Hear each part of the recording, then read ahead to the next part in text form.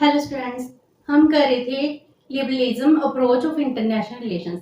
Last session में हमने किया इसका मीनिंग, बेसिक अजम्पशंस एंड की एलिमेंट।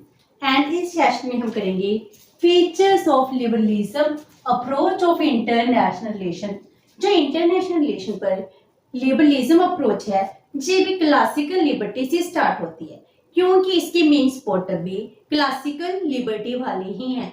वो यही कहते हैं कि इंटरनेशनल लेवल पर हमको ह्यूमन को फ्रीडम देनी चाहिए। अगर उनको फ्रीडम दी जाएगी तो इससे कोऑपरेशन, हार्मनी, पीस क्रिएट होगा।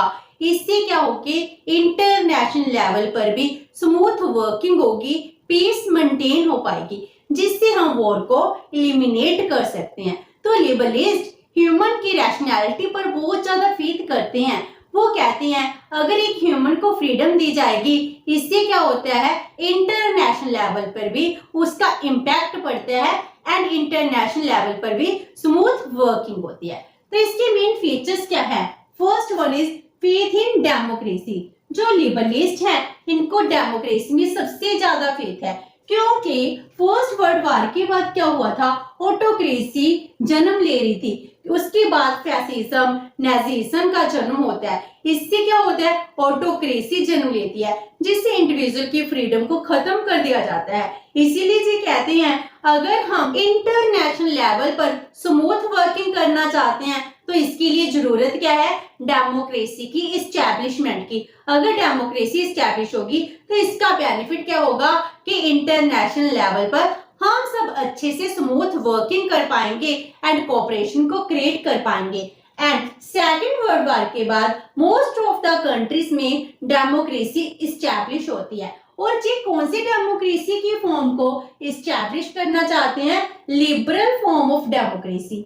जो डेमोक्रेसी है इनकी बहुत सी फॉर्म है, जैसे मार्क्सिस्ट डेमोक्रेसी होगी, लिबरल डेमोक्रेसी होगी, लीग डेमोक्रेसी होगी। एंड ये फेवर करते हैं लिबरल डेमोक्रेसी को, क्योंकि लिबरल डेमोक्रेसी में क्या है, हर एक पर्सन को इक्वल अपॉर्चुनिटीज दी जाती हैं, इक्वालिटी के लॉ पर एक साथ एक जैसा ट्रीटमेंट किया जाता है। लिबरल फॉर्म में हम सबकी बहुत ज्यादा इंपॉर्टेंस होती है, तो ये लिबरल डेमोक्रेसी को फेवर करते हैं। तो इनका विश्वास क्या है, अगर डेमोक्रेसी स्टैब्लिश होगी, डेमोक्रेसी के साथ ही हर एक ने स्मूथ वर्किंग करेगा, कोऑपरेशन की फीलिंग क्रिएट होगी, जिससे हम वॉर को एलिमिनेट कर सकते हैं। And next one, unified structure of the society. ये कहते हैं जो सोसाइटी है, सोसाइटी का स्ट्रक्चर क्या है, यूनिफाइड, एक जैसा भी है। कोई भी सोसाइटी कैसी भी हो, चाहे बैकवर्ड हो चाहे फॉरवर्ड हो, लेकिन उन सबका स्ट्रक्चर क्या होगा, यूनिफाइड सेम होता है, क्योंकि हम सबका ह्यूमन की नेचर एक जैसी है। हम सब पीस को मेंटेन करना चाहते हैं, हम सबका यही आउटलुक है।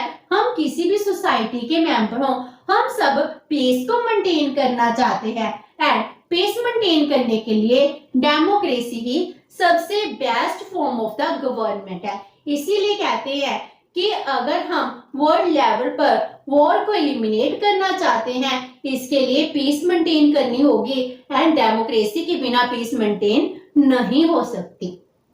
Next is collective security system. जी कलेक्टिव सिक्योरिटी सिस्टम को बहुत ज्यादा फेवर करते हैं। जी कहते हैं अगर कलेक्टिव सिक्योरिटी सिस्टम होगा, इससे वॉर के चांसेस भी एलिमिनेट हो जाते हैं। कलेक्टिव सिक्योरिटी सिस्टम का मीनिंग क्या है, मान लो जहां पर 5 नेशंस है, ए बी सी डी ई। इनमें से जो ए नेशन है ये बहुत ज्यादा पावरफुल है, एंड जो B C D E 4 nations है ये बहुत ज्यादा वीक है। अगर ए इन पर अटैक करेगा, ए बी पर अटैक करे तो बी अपने आप को सरेंडर कर देगा। ए सी पर करे अटैक तो सी भी सरेंडर कर देगा। ए डी पर अटैक करेगा, वो भी सरेंडर कर देगा। लाइक दिस ई भी सरेंडर कर देगा। अगर ये चारों के चारों मिल जाए तो ये क्या बन जाएंगे, पावरफुल बन जाएंगे। इसीलिए collective B C D E इन सबको कलेक्टिव एफर्ट्स करने चाहिए अपनी सिक्योरिटी को मेंटेन करने के लिए, अपनी सिक्योरिटी को मैक्सिमाइज करने के लिए इनको कोलैबोरेशन कर लेनी चाहिए। अगर ये चारों कोलैबोरेशन कर लेंगी, नाउ ये भी क्या बन जाएंगे, पावरफुल बन जाएंगे। अब बहुत ज्यादा चांसेस कम हो जाएंगे कि ये इन पर अटैक करे। इस तरह क्या होगा, वर्ल्ड लेवल पर जो वॉर के चांसेस है वो एलिमिनेट हो सकते हैं अगर वीक नेशंस है वो कोलैबोरेशन कर लें। इसीलिए जो कलेक्टिव सिक्योरिटी सिस्टम को बहुत प्रेफरेंस देते हैं। अगर कलेक्टिव सिक्योरिटी सिस्टम होगा इससे वॉर एलिमिनेट हो सकती है, वर्ल्ड लेवल पर पीस हार्मनी कोऑपरेशन क्रिएट किया जा सकता है। इसीलिए जो कहते हैं कलेक्टिव सिक्योरिटी सिस्टम है it is more powerful than a single powerful nation. जे चारे अब एक से ज्यादा स्ट्रॉन्ग नेशंस बन चुकी हैं, इसीलिए collective security system is the best way to eliminate the war. Next is open diplomacy. जे डिप्लोमेसी को बहुत फेवर करते हैं, कहते हैं अगर डिप्लोमेसी होगी तभी तो इंटरनेशनल लेवल पर वॉर को एलिमिनेट किया जा सकता है। डिप्लोमेसी होती क्या है, डिप्लोमेसी एक स्टेट का आर्ट है जिस वजह से वो अपने कन्फ्लिक्ट को कोऑपरेशन में कन्वर्ट कर सकते हैं। कन्फ्लिक्ट को कोऑपरेशन में कन्वर्ट करना ही डिप्लोमेसी कहलाता है। So they said diplomacy is the management of international relations by means of negotiation. हम नेगोशिएट कर कर इंटरनेशनल लेवल पर हम क्या करते हैं, अपने रिलेशन को स्मूथ करते हैं, मैनेज करते हैं, अपने कन्फ्लिक्ट्स को कोऑपरेशन में कन्वर्ट करते हैं। फॉरेन पॉलिसी में डिप्लोमेसी की बहुत ज्यादा इंपॉर्टेंस होती है। डिप्लोमेसी की वजह से बैलेंस ऑफ पावर मेंटेन की जा सकती है। तो डिप्लोमेसी सबसे इंपॉर्टेंट टूल है to maintain the peace at the international level. Next is international organisation.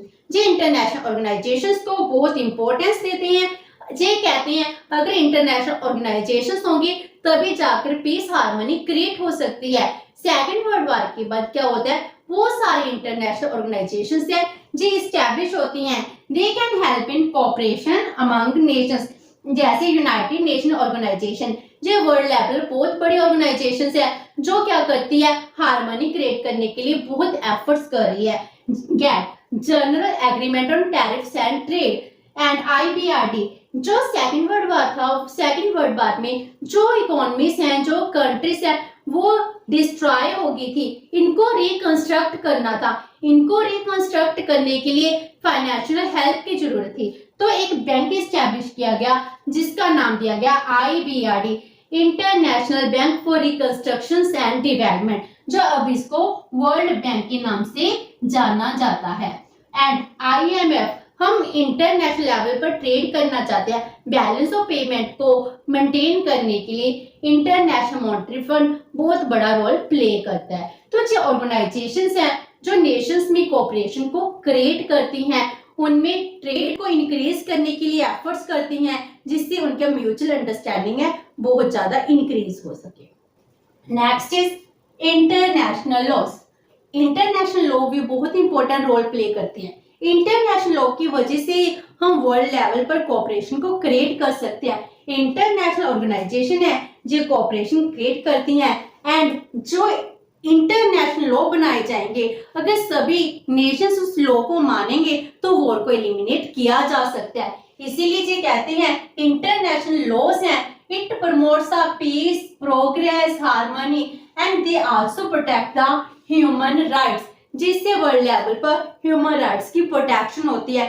Human rights कोई वायलेट नहीं कर पाता, जिससे पीस हार्मनी इंटरनेशनल लेवल पर भी क्रिएट होती है। Next is mutual interest. ये कहते हैं अगर हम पीस हार्मनी क्रिएट करना चाहते हैं तो इसमें हम सबके म्यूचुअल इंटरेस्ट क्या है, they want to sustain cooperation, peace and prosperity. हम सब नेशन के यही म्यूचुअल इंटरेस्ट है कि हम पीस हार्मनी को क्रिएट करना चाहते हैं, क्योंकि इससे हमारी प्रोस्पेरिटी इंक्रीज होती है, हमारी डेवलपमेंट होगी। हम सबका पर्पस क्या है, अपनी डेवलपमेंट करना। And next is faith in individualism. जो लिबरलिस्ट है इनको इंडिविजुअलिज्म पर बहुत ज्यादा फेथ है।